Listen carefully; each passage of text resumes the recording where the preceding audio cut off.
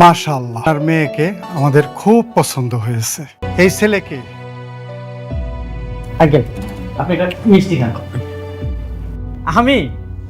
আমি হচ্ছি পাত্রীর বয়ফ্রেন্ড। 3 বছর রিলেশন। আঙ্কেল আন্টি সব কিছুই তো জানে। আপনারা অন্য জায়গায় যান, অন্য জায়গায় যেয়ে পার্টি দেখেন। তুমি এভাবে এখন এখানে কেন? এখন তো আমি আর বেকার নেই, আমার তো চাকরি হয়ে গেছে। সরেন, যেতে দেন। সরি। চাকরি পেয়েছে, আমাকে বিয়ে করতে এসেছে। এখন তুমিও তোমার কথাটা রাখো, শিবনের সাথে আমাকে বিয়ে দাও।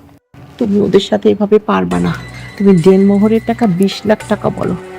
ঠিক আছে, বিয়ে হবে, সত্যি বাবা? কিন্তু দেনমোহর হবে 20 লাখ টাকা। আমি রাজি আঙ্কেল। ঠিক আছে, তাহলে আমরা তোমাদের বাড়িতে যাব বিয়ের ব্যাপারে কথা বলতে।